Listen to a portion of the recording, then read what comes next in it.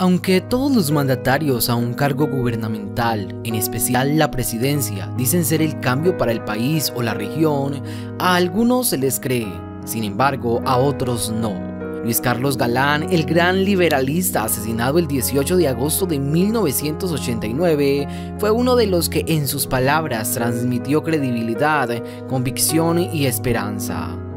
En el Dr. Galán se pusieron las esperanzas de un pueblo oprimido por la violencia, la corrupción y el narcotráfico, pero lamentablemente, y como sigue siendo incluso hoy día, todos aquellos quienes quieren hacer las cosas bien, lo correcto, como debe de ser, son callados por las amenazas y la muerte en los casos extremos. Pareciera que a Colombia no le importara una redención total de aquellos grandes problemas anteriormente nombrados, la corrupción que se sigue viviendo en su máximo esplendor, la violencia que supuestamente debió acabar con un fallido proceso de paz, que lo único que trajo fue un reconocimiento para quien en realidad no lo merece, y el narcotráfico, que nos carcome día a día. Galán levantó las banderas anticorrupción, levantó las banderas antinarcotráfico, pero aquellos estandartes izados fueron echados a suelo en una fría noche de agosto del 89 en Soacha. ¿Hasta cuándo seguiremos viviendo de esta forma? ¿Quién será el Mesías Redentor para Colombia en este tiempo? Estas son las preguntas que retumbaron en la cabeza de los colombianos hace 33 años y hoy, 3 décadas después, los que aún viven de ese tiempo, sumados a nosotros, las nuevas generaciones, seguimos cuestionándonos lo mismo.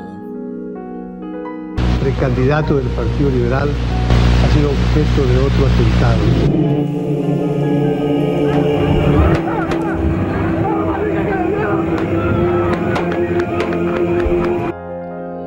Luis Carlos Galán, el viernes 18 de agosto de 1989, a tan solo 7 meses de las elecciones de marzo del 90, donde él se posicionaba como el posible ganador, fue asesinado al instante de subir a una tarima de madera improvisada en el Parque Central de Soacha. Estaba casado con la excelente periodista Gloria Pachón de Galán, con quien se conoció en el periódico El Tiempo.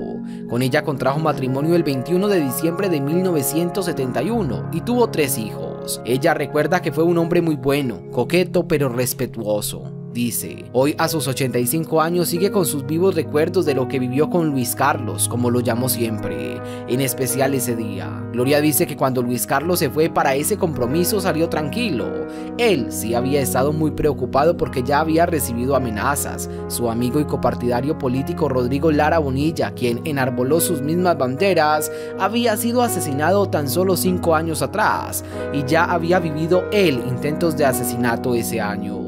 Sin embargo, confiado en que todo saldría bien y sin pensar nunca que sucedería algo malo, salió y se fue. Nunca más regresó con vida. Y ante el aprecio que tenía pues, de muchos sectores y entonces yo decía, no le puede pasar nada. Y ese día fue eso lo que me ayudó, digamos, a esa despedida del último día. Desde muy joven fue atraído por la política, la limpia, de la que casi no hay. Galán a sus 27 años se convirtió en el ministro de Educación en el gobierno de Misael Pastrana, siendo la persona más joven en la historia de Colombia en tener un cargo tan importante. Luego fue embajador en Italia, posteriormente regresó a Colombia donde ocupó una curul en el Congreso y también fue concejal. Su corta vida estuvo impregnada del deseo de servicio a la comunidad. Luis Carlos Galán creó un movimiento llamado Los Galanistas. Las personas lo seguían de todos los estratos por la sabiduría de sus palabras y el futuro pensado que tenía para Colombia. Es más, su esposa, Gloria Pachón, quien era mayor que él varios años, se enamoró perdidamente de él por su forma de comunicarse y la sapiencia con la que lo hacía. Ella asegura que políticos, periodistas importantes de grandes recorridos la pretendieron, pero nunca se fijó en ellos. Ella se cautivó con ese joven que cuando conoció no era nadie, insignificante, sin ser ofensivos, pues para esa época él no era nada más que un periodista, pero años más tarde se convertiría en uno de los políticos más importantes de la historia de Colombia.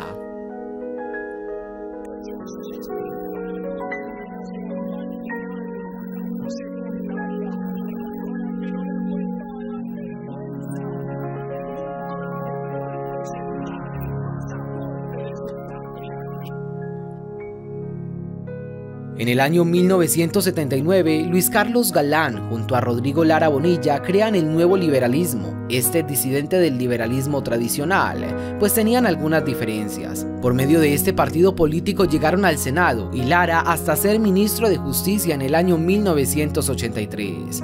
Luis Carlos se lanza en el 82 a la presidencia por este partido, pero no alcanza el umbral de votos. Luego lo repite a tan solo 2 años de la muerte de Rodrigo en 1986, pero tampoco ganó. Eso sí, ya se empezaba a mostrar como uno de los preferidos del pueblo colombiano. Por eso es que para las elecciones del 90 es seguro que él hubiera sido electo presidente, pero desafortunadamente no se pudo. Algunos de los testigos del magnicidio que aún viven concuerdan en que a Colombia le asesinaron el futuro que tenía con Galán. Pero ¿cómo pasó todo y en qué momento? Todo fue tan rápido que muchos aún no logran comprender qué fue lo que sucedió en sí. Este caso ha sido declarado crimen de lesa humanidad, ha pasado por las manos de más de 8 fiscales, tiene 30 cuadernos, 27.000 folios de anexos y más de 6 líneas de investigación. Aquí te contaremos los detalles revelados del magnicidio ocurrido aquel agosto. En la reunión al aire libre que tenía el futuro presidente de Colombia, habían reunidas cientos de personas que tenían altas y anchas pancartas. Esto estaba prohibido porque cualquier persona podría escudarse tras estas y realizar un atentado, tal como fue. Galán llegó y luego de una caravana en medio de las personas reunidas y después de haber saludado incluso de mano a muchos de los reunidos allí, se paró en una silla para subirse a la tarima. Cuando él se para en el escaparate de madera, como le dice uno de los testigos, se escuchan unas ráfagas impresionantes de bala. Todos pensaron que era pólvora hasta que el doctor Galán cae y sobre él su fiel escolta Santiago Cuervo Jiménez, de 29 años, y además de ellos el concejal Julio César Peñalosa Sánchez, el que estaba presidiendo la reunión.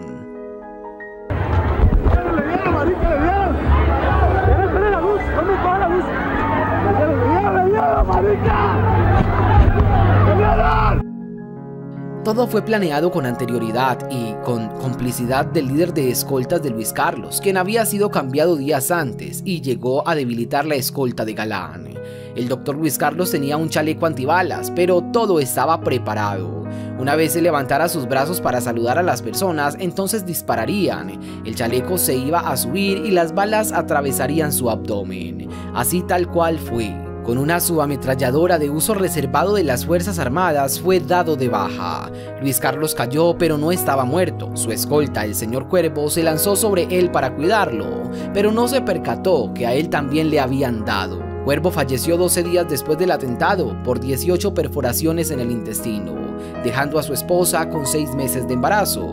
Pero Cuervo se preocupó en ese momento por el doctor Galán.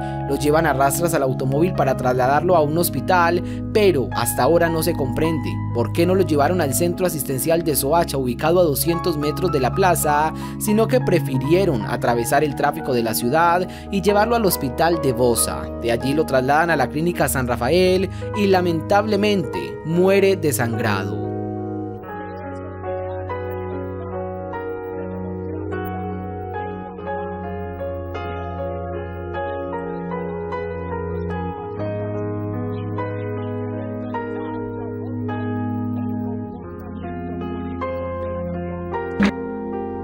En el público había unos hombres con sombreros blancos, ellos enviados desde Puerto Boyacá por los paramilitares de Gonzalo Rodríguez Gacha, en complicidad con algunos integrantes de la escolta de Luis Carlos y la ayuda de algunos políticos opositores, fueron los encargados de asesinar al doctor. Un hecho que nos sigue doliendo como si hubiera sido ayer. Las balas del narcotráfico cegaron la vida de Luis Carlos y privaron a Colombia de haberlo elegido como presidente de la República.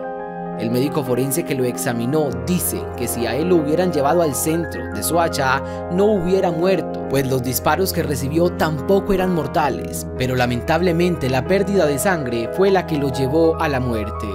Sin embargo, hoy sigue vivo en el corazón de aquellos que aún pensamos y queremos un mejor país.